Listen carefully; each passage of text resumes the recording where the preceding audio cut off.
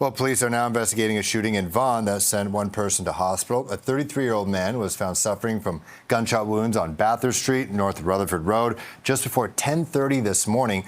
Police say his injuries are not considered life-threatening. Investigators say the suspect drove away from the scene in an older model black sedan. Police are describing the shooting as an isolated incident and say there is no immediate risk to public safety. For more on this shooting investigation in Vaughan, we're joined by York Regional Police Constable James Dickson. Thanks for joining us here live on CP24. What does that mean, no immediate threat to public safety right now? Good afternoon. Well, we know that anytime there's a shooting in a residential area, there's going to be concerns from the public.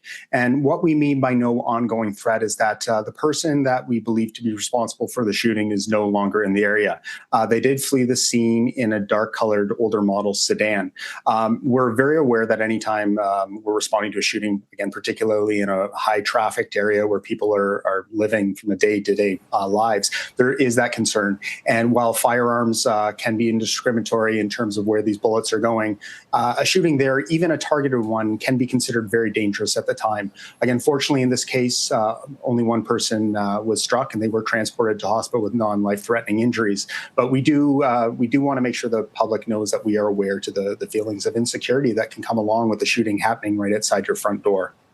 Yeah, for sure. There is, it looks like multiple townhouses and single-family homes, detached ones as well. So especially at 10:30 in the morning, that could definitely send a ripple effect in the community. Oh, do we know anything about the victim cooperating with police to try to get a better idea if this was specifically targeted? So it's still very early in the investigation. Obviously, the priority is the person's well-being and making sure they get adequate medical treatment. We do know from the preliminary investigation that we do believe that the target of the shooting was our injured male. And again, that's why we're saying this is a targeted incident and that there isn't a concern about public safety ongoing.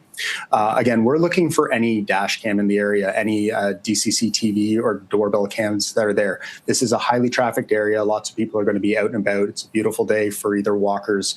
If you do have any dash cam, if you do have any doorbell footage, if you did see anything or hear anything at the time, we're asking the police come forward and contact our investigators. This is an active investigation, so there's going to be numerous police officers in the area for the foreseeable future, and we do have our investigators that are actively working this case. And, you know, I'm sure you probably watched what's happening, at least in Toronto. We've had 3 fatal shootings, not saying this one is, but 3 fatal shootings in a week's time. And it seems to somehow coincide with summer. Like, is York Region experiencing something similar or now, or have you noticed trends in the past in your experience in policing?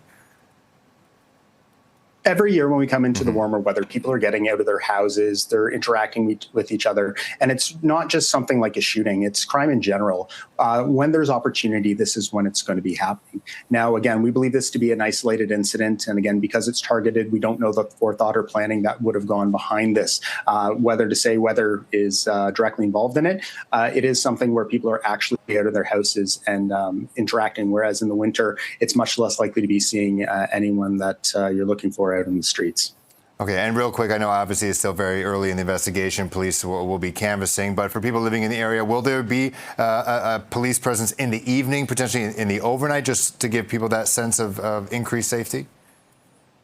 Our forensic units, as well as our officers, are going to be going door to door. They're going to be gathering as much evidence as they can as part of this preliminary investigation. I would expect to see additional cruisers that are going to be in the area and more of a patrol coming into the evening areas.